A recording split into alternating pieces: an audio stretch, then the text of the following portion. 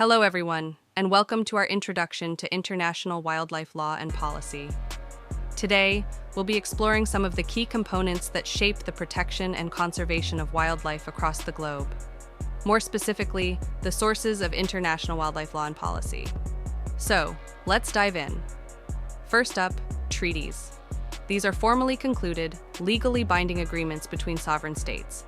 They have a significant effect, binding only the states that choose to sign up. Think of them as special clubs, where the rules apply only to the members.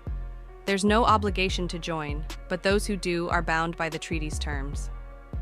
Examples include the Convention on Biological Diversity and the Vienna Convention on the Law of Treaties. Treaties can sometimes be called agreements, conventions, exchanges of notes, or protocols.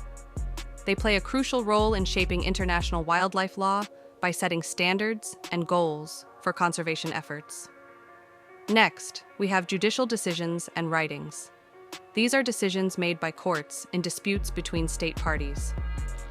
While these decisions are only binding on the parties involved in that specific case, they can have a persuasive impact on future cases and legal interpretations. One notable example is the pulp mills case. Additionally, the writings of international lawyers can serve as a persuasive guide to the content of international law. Think of them as expert opinions that help shape our understanding of legal principles. The pulp mills case between Argentina and Uruguay is quite fascinating. In 2006, Argentina initiated proceedings against Uruguay before the International Court of Justice, ICJ. The dispute centered around the construction of two pulp mills on the river Uruguay, which forms part of the boundary between the two countries.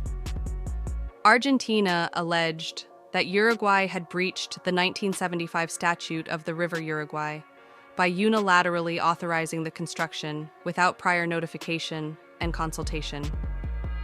Argentina claimed that the pulp mills posed a significant environmental threat to the river, including potential transboundary harm, particularly affecting the quality of the river's waters. The case raised important questions about the obligations of states under international environmental law and the need for environmental impact assessments, EIAs, when activities pose a potential transboundary risk. Argentina requested provisional measures to suspend the construction of the mills pending the court's final decision. However, the ICJ declined to indicate provisional measures, as the circumstances did not warrant such intervention. Uruguay, in turn, submitted its own request for provisional measures, citing economic harm due to blockades by Argentine citizens of a vital bridge over the river Uruguay. In its final judgment, the ICJ emphasized the importance of environmental impact assessments and the need for states to cooperate in protecting shared natural resources. The pulp mills case is significant for establishing environmental impact assessments as a general requirement under international law when activities pose a potential transboundary risk.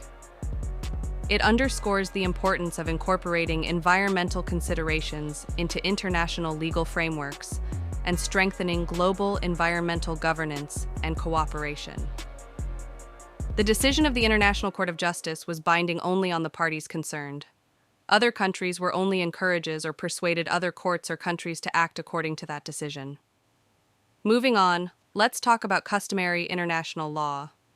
These are unwritten laws widely recognized by states. There are two key elements.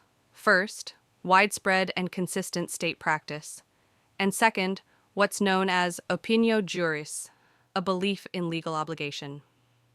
Customary international law is binding on states. A good example is granting immunity for visiting heads of state, a practice widely accepted and followed. We also have general principles. These are legal norms that exist among most nations. While they are merely persuasive, they provide a common foundation for international law.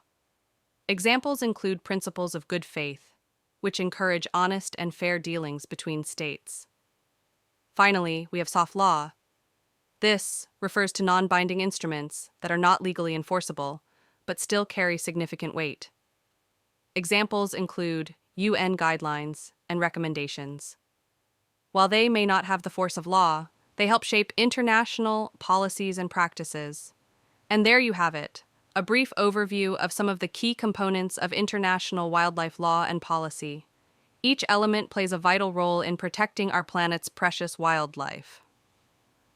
Thank you for joining us today, and stay tuned for more insightful content. Until next time.